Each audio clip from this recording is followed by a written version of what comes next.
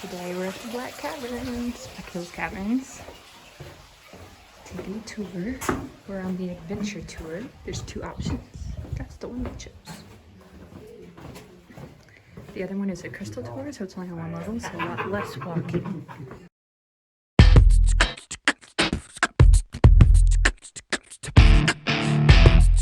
Points has to duck a lot. You alright, hon? Yep. That's what I get for making fun of you. Yeah, it is. Alright, and in this corner back here is what we call our pack saddle room. So in the 1930s, a guy named Dr. Morris about the cave wanted to open up for tours.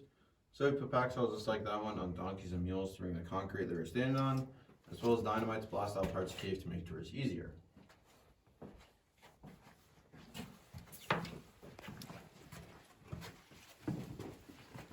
And in case you guys are wondering how much you have blasted out, you can see this white line at the top there. It's actually a layer of calcite, and that's where the original floor of the cave used to be.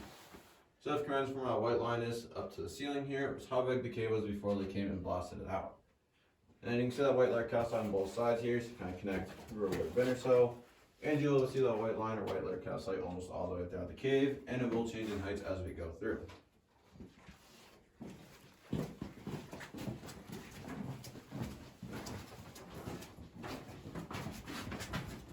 It's really slick. And then just make sure to watch your head at the top here as we walk down.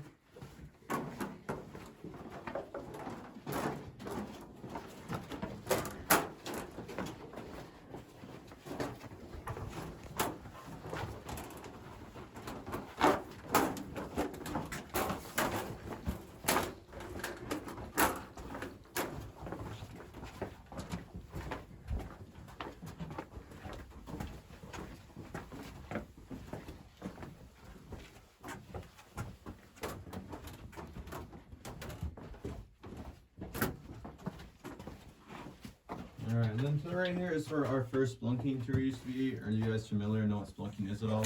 Yeah. Wild caving, there's no lights. Yeah, caving, just early cave exploring as far as blast out, current type spaces, no lights, usually understand a headlamp or a flashlight. So it's a little bit hard to see in this one, but it does go up and over that rock in the back. Front of the rock's about as far as you can see. It does go up and over that, and it goes back to an 8 by 11 inch hole, so about a piece of paper. So imagine fitting through that. If you don't think you can fit through that way, you can go to the right, because that one's to the left. You can go to the right, it kind of comes to a split, and that goes through what we call the separator, which is a really tight, really narrow, small 90-degree turn to get through there. Either way you go, connects back into the same spot, and then it passes out a little bit ways farther, it goes into what we call the mud flat, which is about 3 different rooms back there. It's full of mud, which is kind of interesting. We used to offer splunking tours back in the day, but we don't anymore due to liability reasons, if you guys could all imagine.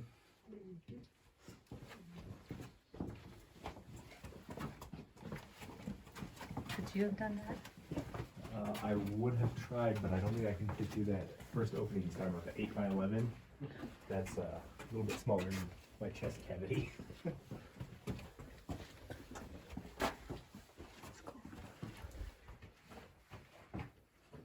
Alright, and here's called our cave temperature. As you can see on the sign in the middle there. It does stay 47 to 52 degrees Fahrenheit in this cave. That is year round, which is really nice for those hot summer days and the cold winter days. So if it's like 90 outside, be about 50 in here. Even if it's negative 20, still be right around 50, which is really nice. And does stay the same temperature throughout the entire cave for the most part. Then coming through right here in front of me, there's 2 rocks hanging down, so make sure you keep your head in between them. That's not to hit it as you come through.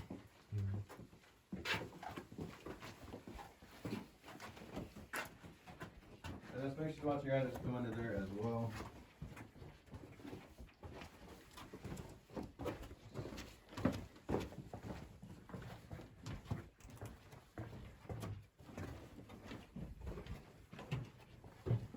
Alright, yep, and all along this wall right here is what we call popcorn crystal.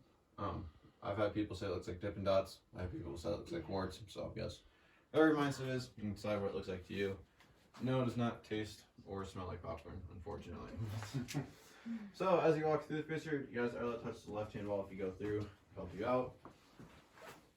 Who tested the taste? 160 feet up to the surface. Never had anybody Right here, it goes all the way up. have a medical condition where they need to be hauled out of here? Not that I know of. I don't think so. We are here on a Monday during the school year. So And that spot there. There's You only guys 4 can people on look tour, up the please. picture here. That's not all the way up, but the farthest you can see from down here. It's pretty cool. There. Should take another step or something so you can see it better. Step up. Thank you. So about, I think 10, 15 years ago, somewhere in that time frame, I'm not exactly sure when it was. But we had a spelunker here to come and see how far I could climb up it. I believe we got about 45, 50 feet before it got too tight or too narrow from the fifth throw. Wow. So we still have quite a ways to go. Yeah.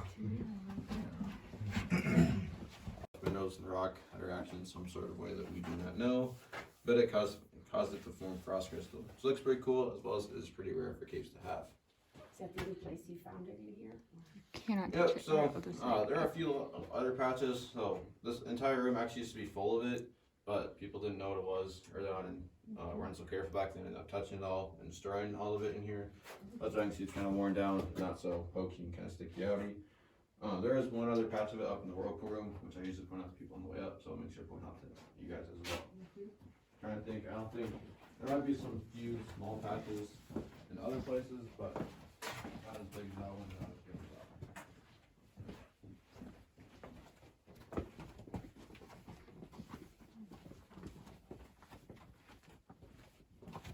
Just fine. That's really We are at the Awesome. furthest. It looks like there was kind of an unofficial trail going down to the left and around. Is that just a dead end or? Yeah, no, it does actually go somewhere. So, yeah, so this is about deep, goes about 225, and this kind of 235. Deep's this cave, it goes about 350, 370. That's where you kind of notice that little trail kind of worn down. People slow down. Kind of goes up or off to the left where that light's coming up from. Kind of goes tunnels. It goes back a little bit farther, and then there's another way. It kind of goes off to the right and goes down a bit farther as well. Or well, to the right from where we're looking. So it's not like the other two I pointed out where it's a tight space you're going through. It's more of a kind of bigger open tunnel back there with a bunch of big broken rocks on the ground. So you're kind of crouch walking, if not almost standing up the entire time back there. Kind of cool. And it's a bunch of dolomite and really smoothed out limestone back there. So it's pretty neat. So is anyone allowed to do those anymore? No. I've been back there about 3 times. 2 times with Boston, no, about 1 time she did. But and then I've gone through the first spelunking tour as well with Seth, he's working day, and then James, Jonas, they're twins, and then Dylan. Very, very old piece of flowstone you guys are all looking at. It goes 1 inch. So it looks like there's a sharp piece broken off. Is that where the other piece came from? Yep, you're exactly right. So the other piece back in stalactites and stalagmites that had broken off at the bottom there. 1 inch Alright, every so 100 then as years. you walk down over here, it's used a little wet to So make this sure is it's good considered a footing as huge you come piece. down. The feet hang I have on to to the go, I rock keep on the slipping. right up ahead, help you down. We're almost done with the tour now. If you would have done the crystal tour, you would not see like the big room and the chapel room. You wouldn't have gone down as far. I highly recommend it if you're able to do the stairs. I didn't find it any more challenging than the crystal tour, as long as you can do stairs. Alright, so have you back there, what's up? So Lawrence is 6'2", he has to hunch down. I'm 5'8", there's definitely times I have to curl down. But never for long periods of time. So, not bad. There's also these mats on parts that are slick. I have slipped a couple times, nothing bad, never got hurt. And I'm extremely clumsy and uncoordinated, so not bad. You can see that they have some rails.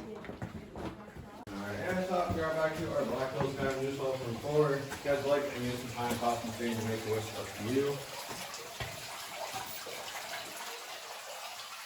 I got it for fun.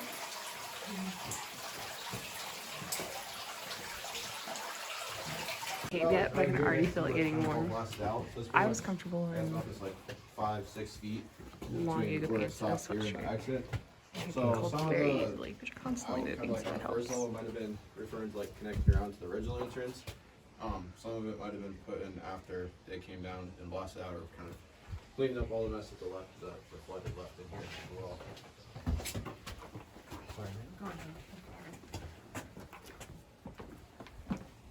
And here's the entrance and exit.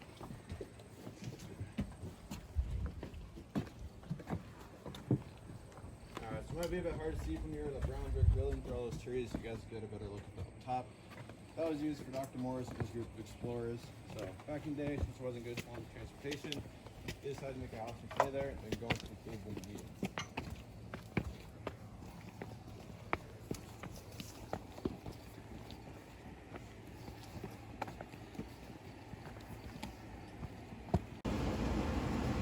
At the end of the tour, you're into the gift shop.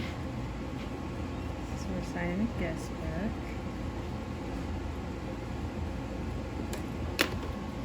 Texas. That's not vague at all. What do you think? It was fun. A couple real low spots where I had to duck, but I'm 6'2", so that's to be expected. Yeah.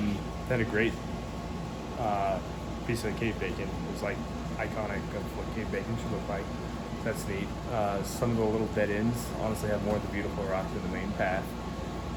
So I definitely recommend going down those if you can. Here's the map.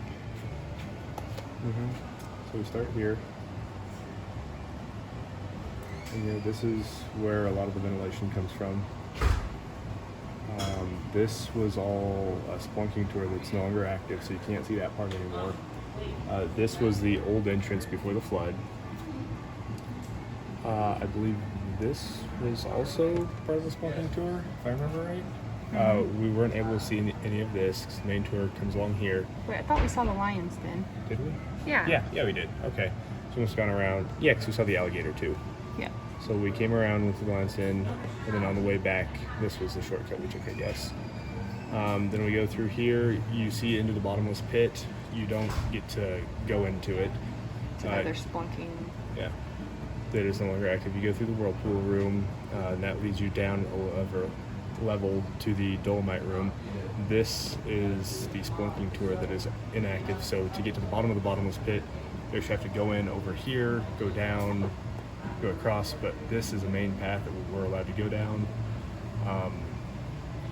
We did not get on past this. That is as far as we got, I believe. Yes. Then you turn around and come back up. A very slightly different path. So pretty neat. It wasn't our first pick for cave tours, but we are here during COVID.